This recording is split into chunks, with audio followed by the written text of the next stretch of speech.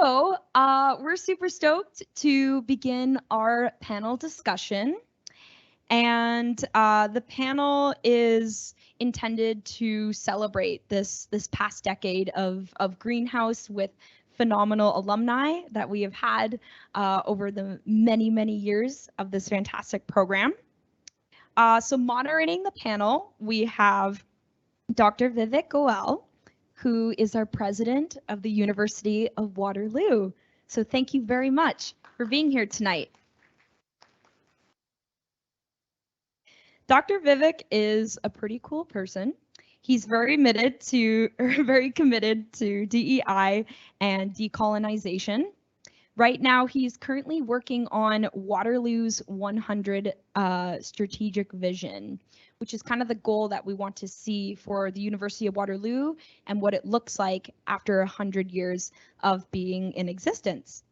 So as of right now, the strategic vision that they hope to achieve is a community of curious, collaborative, innovative, and entrepreneurial problem solvers and leaders who seek to understand and identify equitable and sustainable solutions for the future of humanity and our planet. I don't know about you, but that sounds pretty greenhouse to me. Our first panelist is Elizabeth Pfisterer. Hi, Liz. Welcome. Liz is the Director of Youth Services at the Hub in Hamilton, supporting high-risk youth who are street/gang entrenched, chronic offending, and involved in the criminal justice system through restorative justice, group programming, outreach, violent interpretation, 24/7 crisis support, court support, and case management. While at GreenHouse, Liz worked on developing Meet Me Where I'm At, a series of courses for professionals working with youth at risk. Our second panelist that we have on the far right. Sorry, you didn't sit in the order of my paper, so this is how we're going. We have Miswar Syed, who moved to Waterloo from Saudi Arabia to pursue a master's degree in ECE. He is the founder of Swish, a company that uses nanotechnology to clean solar panels in a faster, cheaper, and more sufficient way. Miswar was funded by GreenHouse's Social Impact Fund and Velocity's 5K in the spring of 2023. That's pretty cool.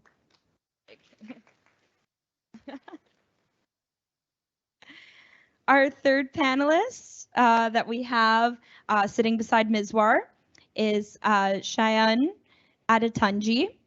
Seun is a communications and DEI professional with experience in the tech, education, and healthcare sectors.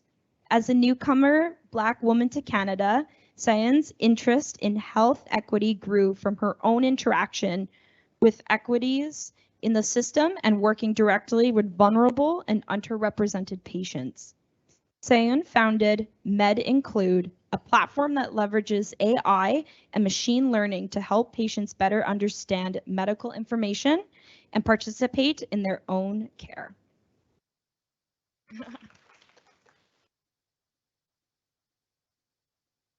And last, but certainly not least, sitting in the middle, we have Joan Etude Arrow.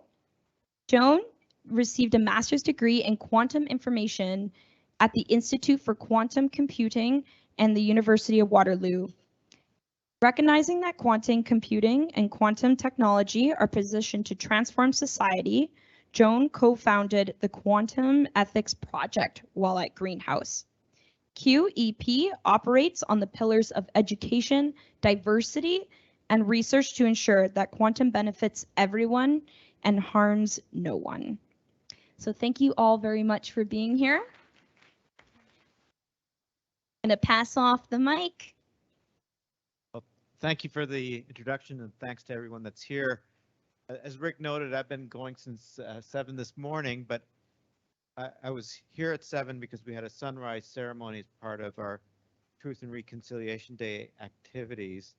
And, you know, it's an important time to reflect on history in this land, what has happened, but also the work that we're doing here at the university and with the affiliated and federated institutions on the journey towards truth and reconciliation. And as I sit here in United College, I can't help but think that it's United College, St. Paul's College, that led the way by developing the Waterloo Indigenous Student Center that has really provided the model for the entire institution. And similarly, as you just heard in the Waterloo at 100 vision, we identified that we want to be as well known for our social impact as we are for our technology impact. And GreenHouse is also leading the way for us in that. Great to be here this evening. So we have about 20, 25 minutes, and we'll just start by asking each of our panelists to briefly introduce themselves and their experience with GreenHouse and what they're doing today. And this is really your classic elevator pitch, so we can get through everyone. So maybe we'll start with Miswar down at the end and just work our way down the panel. Good evening, everyone. You're good? Good evening, everyone. My name is Miswar. I'm a master's student doing electrical and computer engineering with a special energy and power. I moved from Saudi Arabia to Cairo, and I met up with Jerry up in GreenHouse, and I got really excited. And then I ended up this of 23, and after that, I was like, okay, so I applied for spring 2023, got accepted, and it's been a wonderful experience. We did GreenHouse Act as a launch pad for my venture, but it as a catalyst for as well. And I also got hiring people. It's been an amazing experience, and everyone. It happens every. Yeah, that's all. Thank you for having me. Thank you. Hi, folks. My name is Seun Adetunji, and I'm the founder of MedInclude. I'm a master's student in the Business Entrepreneurship and Technology program at Business.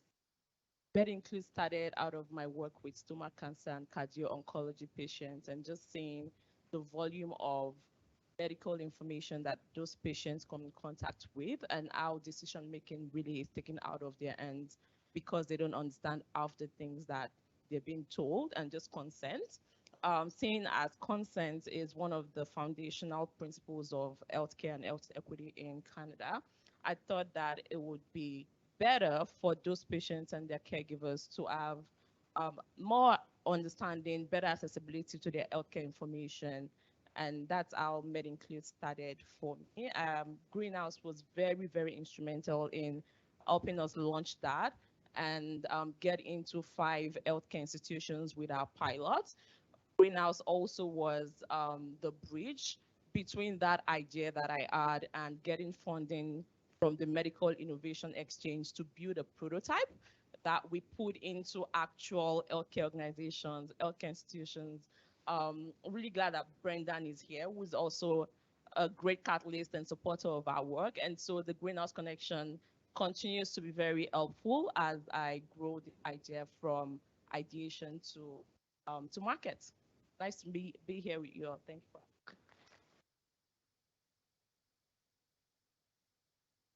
Hi, everybody.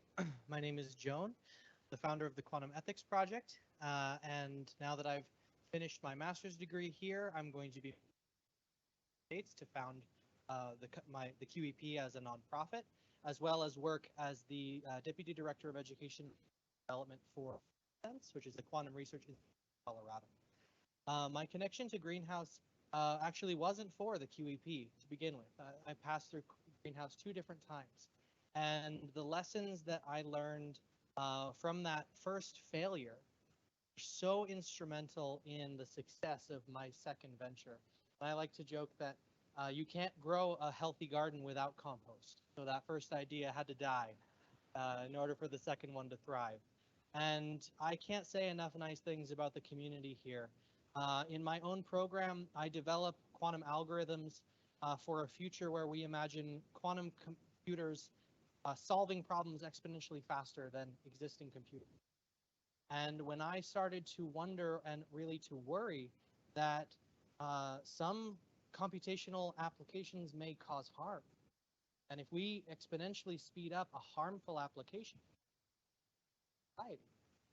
And GreenHouse was the place where I received the most significant support in my ideas around interdisciplinary research and creating my company that I did not receive in.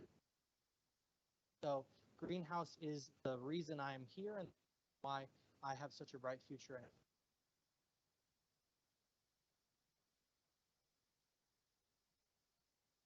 I'm Liz. I was at GreenHouse in 2018, I think.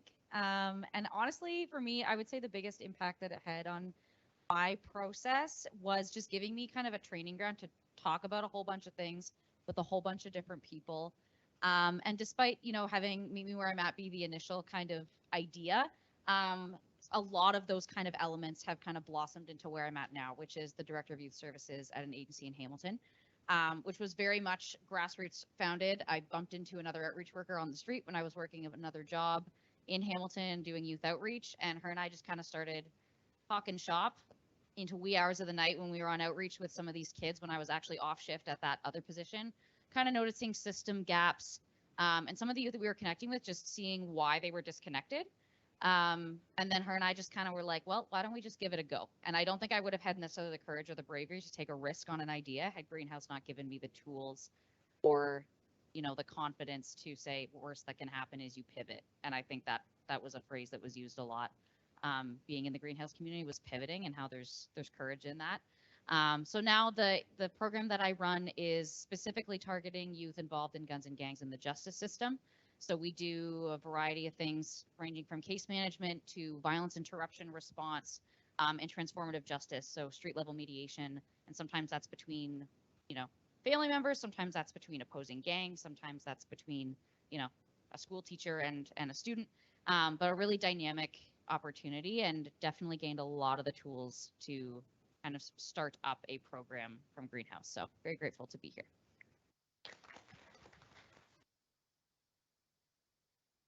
Wonderful to hear all of your stories and the great work that you're doing. So maybe we could ask each of you to say a few words about the impact that you're aiming to generate and where you're at right now and where else you need help or support from the community, in particular this community. Maybe we'll start again with Miswar for this. Yeah. So I'm just gonna push. Problem we're solving is on solar, and this is a big problem in uses the efficiency of per month.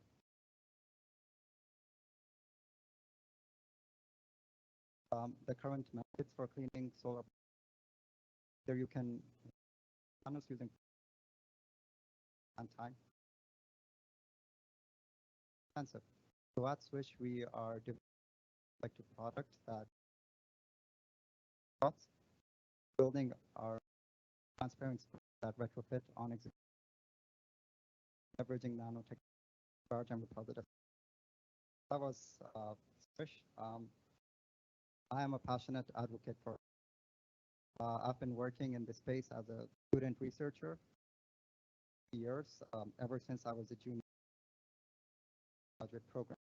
And we really do need to move away from fossil fuel, the carbon emissions, because the global temperature is increasing at a rate. We have flowers blooming in Antarctica, and that's very bad news. So the global So what I want to do is become a key player in the clean energy transition, and solar energy is the fastest growing. And it has a few problems. That's just one of the problems, and that's the problem we're facing. So what was the second? What next stage? What kind of support or help would you? So first, in terms of the impact, I'm not making a direct impact right now because we're still in the product development stage. But just by joining GreenHouse, going to Velocity, other events I'm working on, other founders become up, and they tell me what, and some of them are graduate students, so I have a little bit more experience experience, and then they ask for my feedback. So I get to advise them on they can navigate. So just being able to advise founders that I can make. Great, thanks. Thank you. I'll say a bit more about MedInclude. So what we're doing at MedInclude is we build a platform leveraging massive data to transcribe medical information into grade 5 reading level and below, and also make it available in multiple languages. So patients who don't speak as a first language can access the medical information in Mandarin or Swahili. The impact that we've had so far is being able to test our prototype in 5 healthcare institutions, 4 in the KW and 1 in the US. The feedback that we've got, the insights have been so incredible. A lot of different areas that we didn't know about have come up for us that we're now taking into the next iteration of the platform that's plans to be launched in Q1 of next year. We do need help. We're really at the early stages, and we would love introductions, connections to health organizations, health administrators who are interested in health equity and want to help, their practitioners as well as their patients better communicate. We're also looking for funding. And so if you have any friends or if there are probably some angel investors in here, please come talk to me later. I would love to tell you more about MedInclude, how we're creating impact, and how we can change the world together in a few years. Thank you. It taught you well here. Great. Yeah, so I'll say some more about the QEP. So right now, although I'm moving to the US and we're going to be starting our base of operations there, I'm leaving behind a coalition of organizations that are wanting to try and find ways to integrate the technical research of quantum technology with the social considerations and policy and these sorts of things. I actually am, Oz, if you want to take a stand. I'm leaving behind the new head of the Waterloo chapter of the Quantum Ethics Project. Yeah, give her a round of applause. So this chapter comprises the Perimeter Institute for Theoretical Physics, who have put up a certain amount of budget to support conversations and event organizing to facilitate the conversation of the social impacts of quantum technology, as well as the Institute for Quantum Computing. We've got great support from their director, Norbert Lütgenhaus. We've got students from the University of Guelph who want to participate. We've got graduate students from the Critical Media Lab in the English department. And specifically to your question about what we need is there are certain systemic barriers that are in the way between researchers who see their work as purely technical or mathematical and researchers who understand that technical and mathematical research is physical, human, and encouraging. Appreciated the president's initiative and strategic plan for the 2020 to 2025 around flexible interdisciplinary research environments for graduate students. We need that type of environment if we are going to get ethics to take traction in the Waterloo region and help Canada remain an international moral leader in the quantum technology space.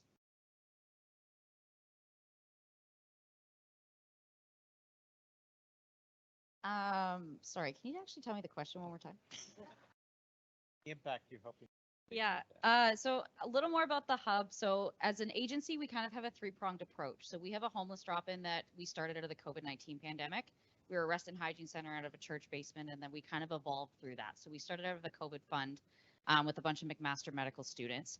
And our volunteer base is 150 people. So there's only 3 paid staff, and it's myself, the executive director, and then 1 more part-time individual. And our 5 to 9 drop-in is staffed with police foundation students, master medical students, and then peers. So a lot of youth that I work with on a day-to-day basis. The goal being to level the playing field, give new coming police officers and new coming doctors an opportunity to view people as people and operate from a relationship-centered approach. So maybe we use of force a little less. Maybe we, recognize someone coming in with a substance use disorder as someone that maybe does need to be held and assessed further. And we don't just write it off as addictions.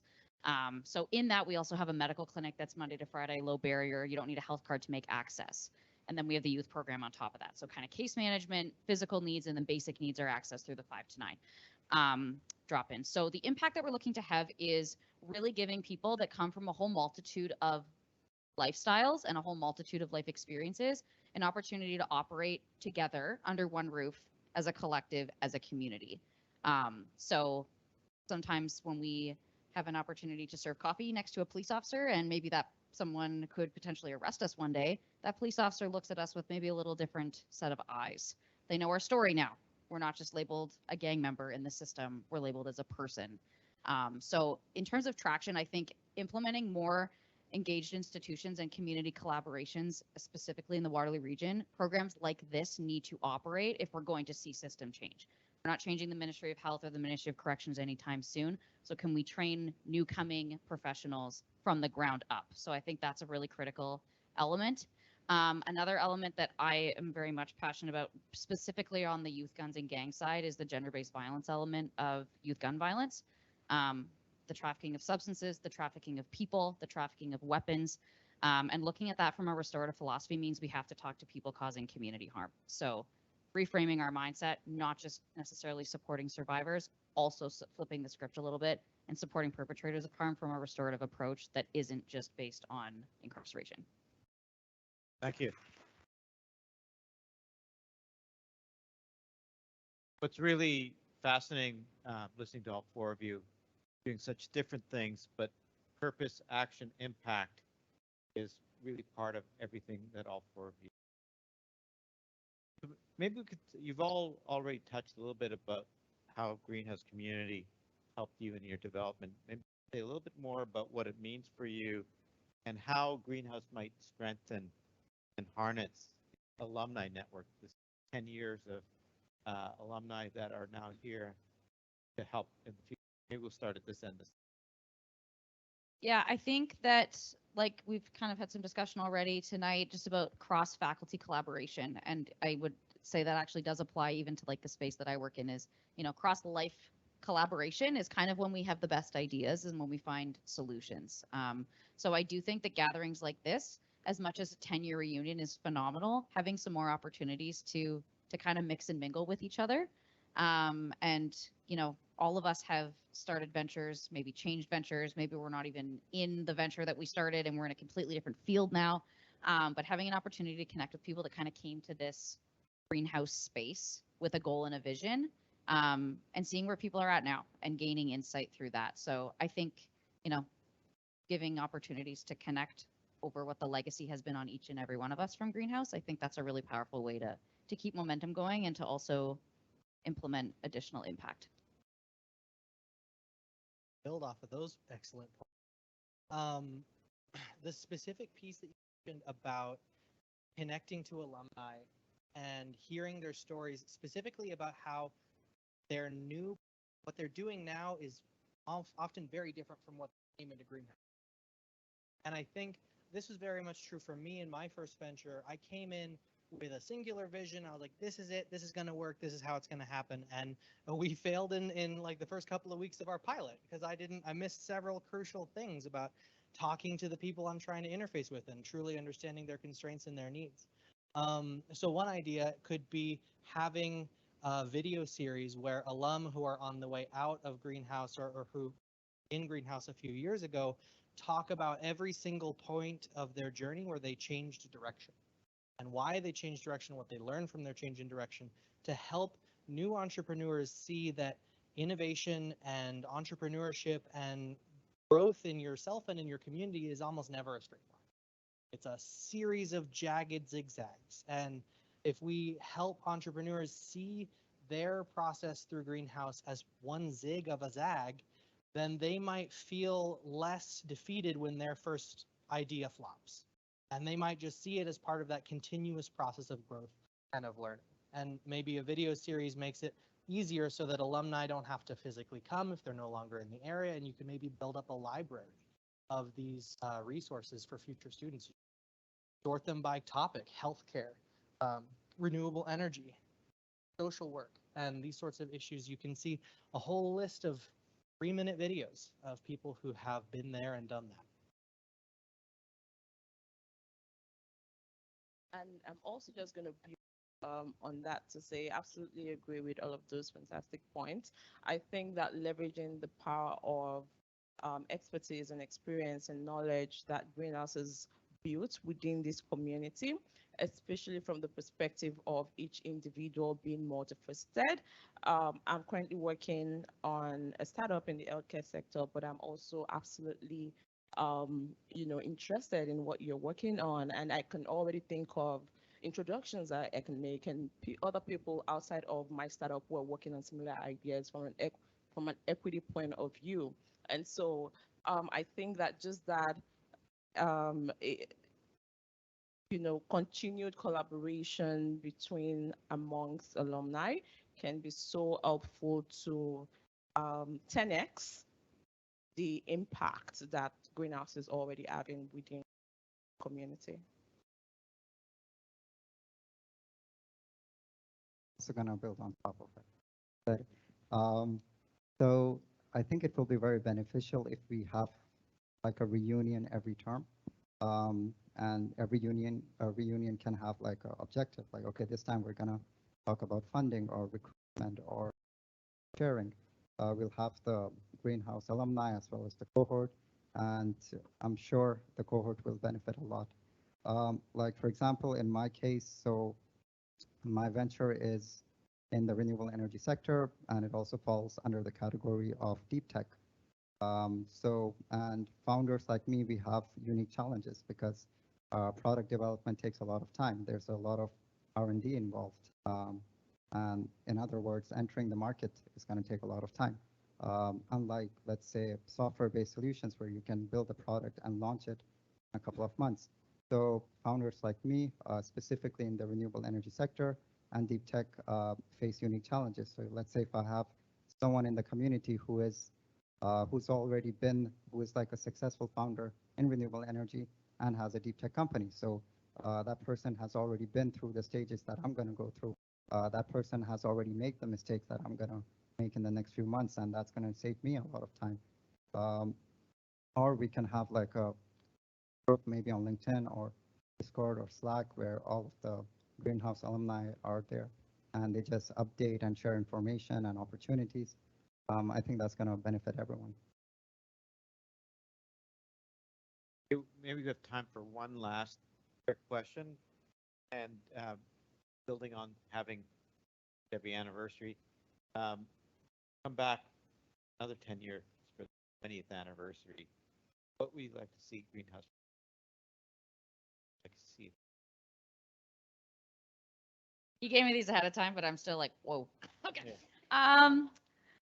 I would say maybe some more opportunities to connect with funders like face to face. I think that's something I've learned since leaving Greenhouse is it's kind of about politics sometimes. And sometimes you got to learn how to walk the walk and talk the talk when you're in a room with funders. So I think some more opportunities to do that, even just, workshops sitting down maybe as an alumni with like Trillium Foundation or giving some space for some of that more kind of funder type dialogue, which maybe that's already happening now. I'm not sure.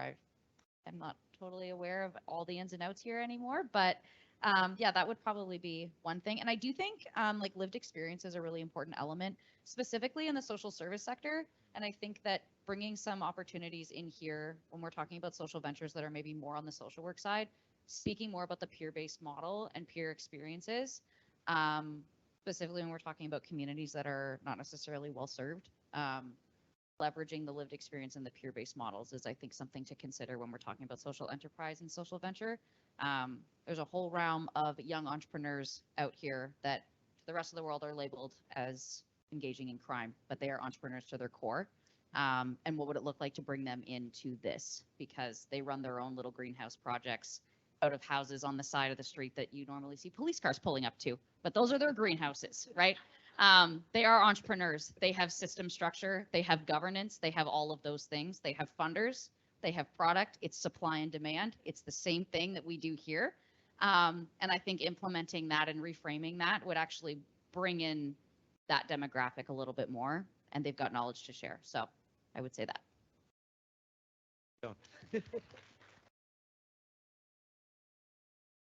God damn. Vivek gave you the hardest version of this question. That was an amazing answer. I might build on this. I don't know. When he first asked the question, I was like, oh shit, Tanya does such a good job. How am I supposed to tell her new things she's doing? Because she already does, GreenHouse already does an amazing job. I'll say two things. The first, which is very much building off of the initial point you made about meeting with funders. In my own experience, my first venture was a failure because I didn't make the connections, have the conversations, and do the networking with the people I was going to try and work with before I tried to work with them. And what made, I think, my quantum ethics project such a different story is that I spent a year on networking, relationship building, and what we call in entrepreneurship customer conversation. And so a real emphasis on the nuts and bolts skills of networking with opportunities to do so, whether they're funders or with alumni, and kind of gamify it a little bit. There's lots of handbooks of basic networking skills, and really try and get people to engage with those skills and develop them within themselves, because being able to grow a network, being able to make connections with people who maybe won't be relevant to your career for 5 years, but through some sort of serendipitous connection, maybe you can make their work better, maybe they can make your work. The second piece that I'll say, which is much closer to home, is I would like, and I recognize that GreenHouse is the more social side, Velocity is the one where you typically find the tech startups, but I want more sorts of activities where people from the Institute of Quantum Computing or the Perimeter Institute can be aware that GreenHouse exists and be aware that projects that involve their technical expertise and social issues are not only possible, but try and help facilitate those and encourage them. I got lucky. I heard about GreenHouse, but there's so many people in my program who care about climate issues and want to think about quantum applications to the climate or AI applications to the climate, where they could receive support possibly from both Velocity and GreenHouse. And really trying, if we're talking about integrating that technical and that social expertise that we want Waterloo to be known for, maybe that means putting Velocity and GreenHouse together. Or some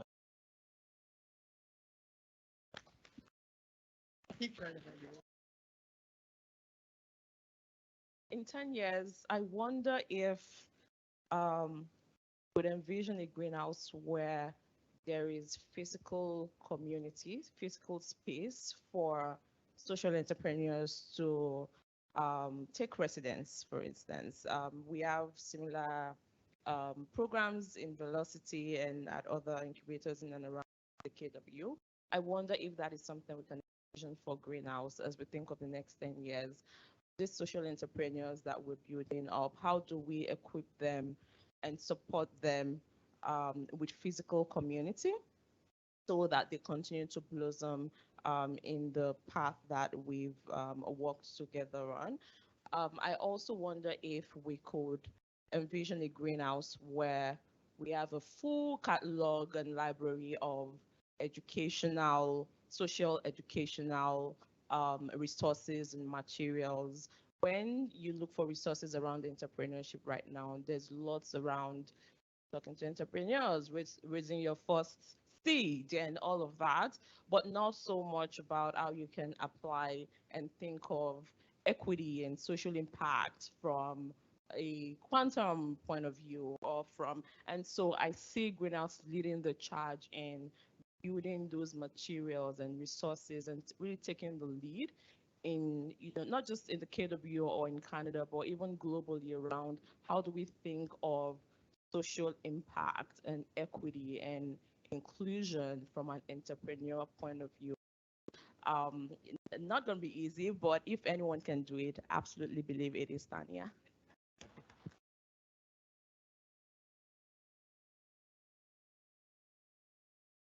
Well, I'd like to be a part of Greenhouse for 10 years.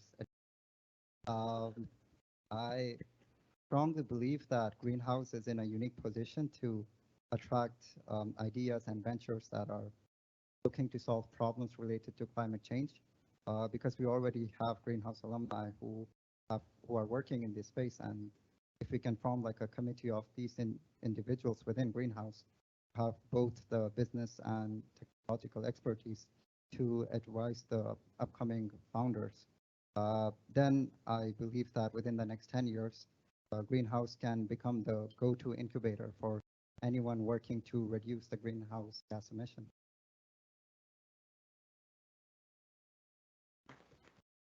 Well, thank you very much, all of you. And Tanya's got her work cut out here. Some great ideas. You know, it's very easy when you're watching the news on a daily basis to get really depressed about the state of the world and all the challenges that we face. But I have an opportunity to sit with a group like this and look at all the alumni here with all the great ideas that you all have hope for the future. And so it's really been a pleasure to be part of this discussion. And I look forward to be back for the 20th anniversary Greenhouse to see how we did. Thank you.